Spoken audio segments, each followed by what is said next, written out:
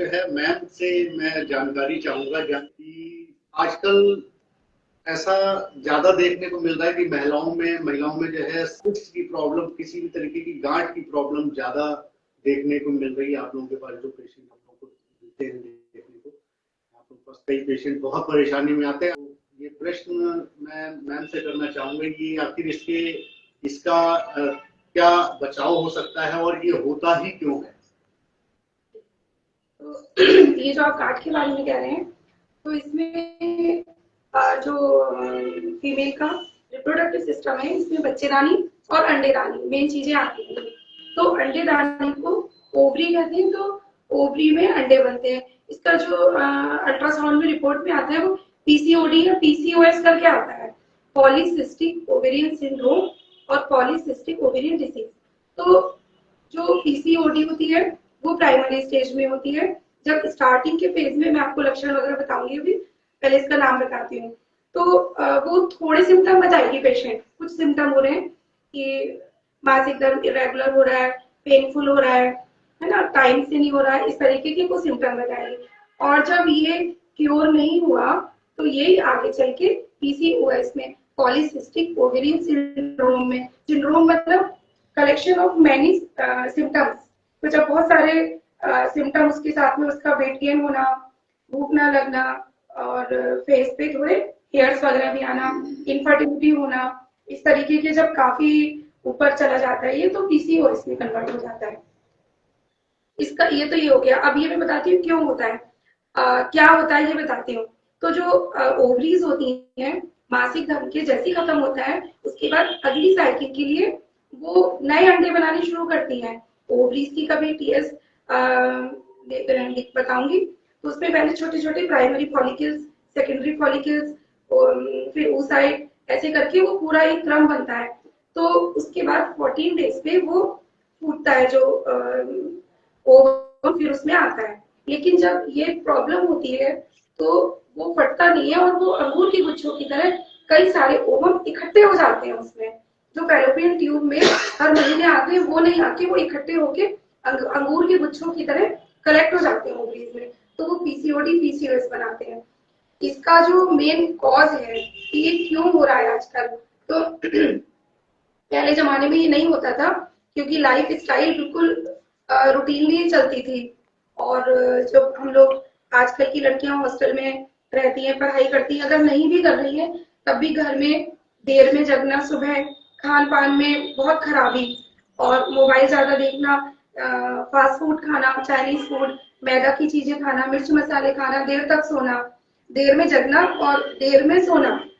तो ये सब जो लाइफ स्टाइल उल्टी पुल्टी है, इसकी वजह से हार्मोन डिस्टर्ब होते हैं। और जो हम लोगों का 14 डे पे जब एग रिलीज होता है तो उसमें एलएच और FSH, luteinizing hormone, follicular stimulating hormone, दो हार्मोन काम करते हैं। ये ओवेरियन हार्मोन होते हैं। वो गाइड होती है पिट्यूटरी से, पिट्यूटरी गाइड होती है हाइपोथैलेमस से, हाइपोथैलेमस गाइड होता है हमारी दिनचर्या से। तो वो सारी कहानी दिनचर्या से।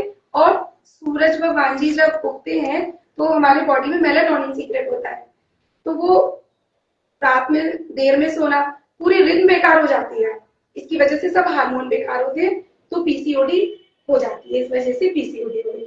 इसको ठीक करने के लिए एक तो दिनचर्या अपनी सुधारनी पड़ती है। सबसे पहले लाइफ स्टाइल पे हमें फोकस करना होता है।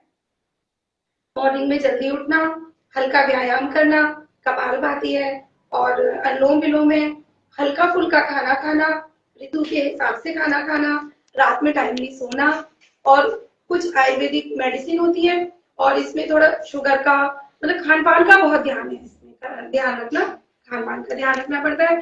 फिर हर महीने एग रिलीज होते हैं और मासिक धर्म की साइकिल भी ठीक हो जाती है, और इनफर्टिलिटी भी क्योर हो जाती है, दर्द भी, जो जो सिम्टम है पेशेंट को उसी के अकॉर्डिंग उसकी मेडिसिन दी जाती है। और ये वात कफज होता है, मेनली जो सिस्ट है सारी वात कफज होती है, चाहे फाइब्राइड हुई चाहे सिस्ट हुई। तो जो हम लोग मैदा वगैरह खाते हैं और इतना स्पाइसी, तो ये सब वात पित्त कफ को बेकार करके सब सिस्ट जो है ये बन जाती है। ऐसा बहुत अच्छा हुआ। मैं चाहूंगा भाई आपका बहुत ही बेहतरीन बताया, मतलब कई चीजें मुझे भी जानकारी प्राप्त हुई। ये जानकारी और इससे रिलेटेड प्रश्न मेरा रहेगा आपसे।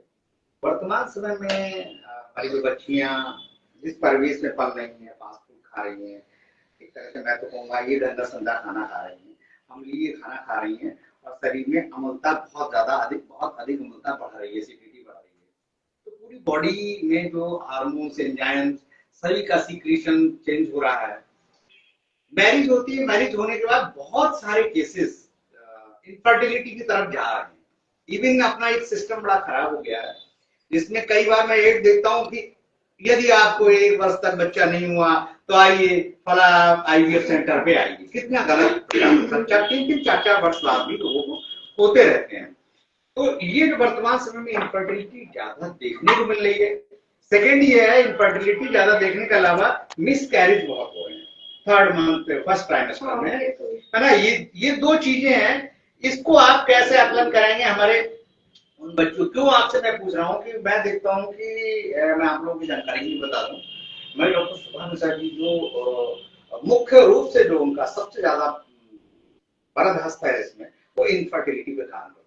और प्रति सप्ताह मैं देखता हूँ ऐसी महिलाएं जो प्राइमरी इनफर्टिलिटी हो या सेकेंडरी इनफर्टिलिटी हो, हर सप्ताह में एक कहीं ना कहीं महिला एक मिठाई का डिब्बा लेकर के आती है कि डॉक्टर 3 वर्ष बाद बच्चा ठहरा, 5 वर्ष बाद, या फिर 1-2 वर्ष वाले तो ऐसे काफी लोग। कुछ ऐसे भी केसेस आए जहां पर आपने, मैं क्योंकि मेरा चैम्बर आपके जस्ट बगल है, आप लोग तो विजिट करते ही हैं, तो वो मैं अक्सर सुन लेता हूँ ऐसे केसेस आए जो आईवीएफ फेलियर हुआ और उनकी भी, उन माताओं को भी मातृत्व तो सुख मिला। तो ऐसी बच्चियों को जिनका गलत खान पान की वजह से इनफर्टिलिटी हो रही है, मिसकैरेज हो रही है, उनके लिए क्या सजेशन? यही कि सबसे पहले तो पैनिक ना हो, एकदम से थोड़े साल, जैसे कहते कि 1 साल 2 साल 3 साल और आईवीएफ पे ना जाके पहले तो जैसे जिस भी डॉक्टर को दिखाएं तो वो पहले मेल की जांच होती है, सीमेन एनालिसिस, फीमेल में कुछ टेस्ट है, ब्लड टेस्ट है, और जो ट्यूब्स होती है फैलोपियन ट्यूब्स वो हम लोग देखते हैं ओपन है या बंद है, किस वजह से बंद है, और पीसीओडी तो नहीं है। अगर अंडा बन के वहीं रुका हुआ है, फूट के नीचे नहीं आ रहा, तो वो कंसीव नहीं होगा। जैसे सिंक में पानी ऊपर ही रुका हुआ है, पाइप से नीचे नहीं आ रहा, तो वो काम ही नहीं करेगा, तो अंडे ऐसे ही इकट्ठे होते रहते हैं। तो इसको मतलब पहले हम लोग कॉज देखते हैं किस वजह से इनफर्टिलिटी है, मेल की भी और फीमेल की भी, वो देख के उसको उस जो भी उसका वजह है उसको ट्रीट करते हैं। जैसे फैलोपियन ट्यूब ब्लॉक है, पीसीओडी का तो बता ही दिया, जो भी है फैलोपियन ट्यूब्स ब्लॉक है अगर, तो इसको ओपन करते हैं, उत्तर बस्ती देते हैं और उसमें कुछ मेडिसिन देते हैं, वेजाइनल पिचूदा रखवाते हैं और खाने की मेडिसिन, दिनचर्या बताना। और कई बार ऐसे होता है कि अननोन कॉज की इनफर्टिलिटी है, कभी मेल में अगर माना कोई कॉज आ रहा है तो उसका भी ट्रीटमेंट हो जाता है, फीमेल में कहीं रिपोर्ट में आ रहा है जो भी तो उसका ट्रीटमेंट हो जाता है।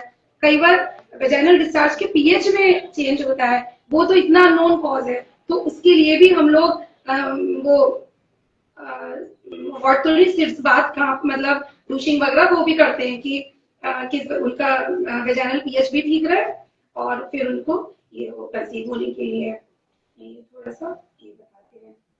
मिसकैरेज की क्या? हाँ, और मिसकैरेज का जो मिसकैरेज का मेन रहता है, एक तो ब्लड ग्रुप सबसे पहले टेस्ट करते हैं कि अगर ब्लड ग्रुप में RH इनकॉम्पेटिबिलिटी है तो उसका तो फिर बहुत ही अलग ही ट्रीटमेंट है। इसके अलावा जो मेन पित्तवर्धक आहार विहार को हम लोग रोकते हैं और पित्त शामक चिकित्सा चलाते हैं और एडिशनल कुछ और अपनी दवाइयां पूरी देते हैं और सब सावधानियां बताई जाती हैं मिसकैरेज में। बहुत बढ़िया बहुत बढ़िया क्वेश्चन। फर्स्ट ट्राइमेस्टर में वोमिटिंग उसका क्लास क्या होता है आयुर्वेद के हिसाब से भी और अंग्रेजी के हिसाब? हाँ, जो फर्स्ट ट्राइमेस्टर में सबसे पहले तो ये कि कोई भी फॉरेन पार्टिकल अगर बॉडी में जाता है तो बॉडी उसकी एक्सेप्ट नहीं करती है, इसीलिए जब स्पर्म ओवा से मिलता है तो फीमेल की बॉडी उसको बहुत मुश्किल से वो कर पाती है एक्सेप्ट, तो इसलिए उसको कहीं ना कहीं तरीके से जो ईस्ट्रोजन और प्रोजेस्टेरोन हार्मोन प्रेगनेंसी के बाद बढ़ता है, एचसीजी, गिमेकोरिनिक hormone, estrogen plus progesterone, 3 hormone है जो प्रेगनेंसी में बढ़ते हैं। और एचसीजी जो है वो प्लेसेंटा से सीक्रेट होता है, ईस्ट्रोजन प्रोजेस्टेरोन भी प्लेसेंटा से और ओवरी से सीक्रेट होते हैं। तो इनका जब लेवल बढ़ता है तो उसका सिम्टम है वॉमिटिंग, नॉजिया आना, जी घबराना और उल्टी आना, और प्लस स्पर्म आता है तो वो उसको एक्सेप्ट नहीं करता ये। और इसको मेंटेन करने के लिए पित्त शामक दवाइयां चलाई जाती है। पित्त शामक दवाई हम लोग चलाते हैं, खान पान बताते हैं, लिक्विड डाइट बताते हैं। शुरू के जो 3 महीनों में फर्स्ट मंथ में जो है, जो हमारे पुस्तकों में आचार्यों ने वर्णित करा है, उसमें दूध और घृत का सबसे ज्यादा वर्णन है कि स्टार्टिंग में पहले महीने में लिक्विड डाइट लें ज्यादा से ज्यादा, जिसमें नारियल का पानी है, दूध है, घी है, थोड़ा बहुत शहद भी है। ये शहद इसलिए देते हैं कि उसका शहद बहुत ज्यादा न्यूट्रिशियस होता है, तो अगर वो नहीं खा पा रही है स्त्री तो वो शहद से अपना न्यूट्रिशन डाइट पूरी करे। खजूर बताते हैं हम लोग खाने को, पिंड खजूर वन केवल स्टार्टिंग में, क्योंकि उसकी तासीर गर्म होती है। लेकिन एक खजूर बताते हैं कि खजूर भी फाइब्रस होता है और न्यूट्रिशियस होता है, कैल्शियम आयरन से भरपूर होता है, तो उसको जो कमी है, जो वो नहीं खा पा रही है, वो पूरी होती है। ऐसी सेकंड ट्राइमेस्टर में घृत, दूध और थोड़ा शहद और ये चीजें थोड़ी थोड़ी बढ़ाते जाते हैं। फिर 3 मंथ के बाद जब फीटस जो बच्चा है वो शेप लेने लगता है, तो उसको प्रोटीन डाइट दी जाती है, क्योंकि प्रोटीन से ही सारी सेल्स का निर्माण होता है। उसको प्रोटीन डाइट और हाई आयरन कैल्शियम दिया जाता है, क्योंकि बेबी का भी ब्लड बन रहा है, सारी बोन्स बनती है, और नर्व, ये जो ब्रेन और रीढ़ की हड्डी बनती है, न्यूरल ट्यूब, वो सब। फॉलिक एसिड, तो फॉलिक एसिड हम लोग पालक और इसमें बताते हैं पत्तोदार चीजों में, चुकंदर में, जिससे कि उनको फॉलिक एसिड की कमी ना हो। वो डाइट के मतलब मंथ के अकॉर्डिंग डाइट का प्लान भी बताते जाते हैं, और उनको वॉमिटिंग भी ना है। और अब जैसे सौंफ है, सौंफ का पानी, धनिया का पानी, किसी दिन कहते हैं जीरे का पानी लो, 7 डेज में 7 वाटर, अलग अलग मतलब जो घरेलू वो है, इससे भी काफी आराम मिलता है।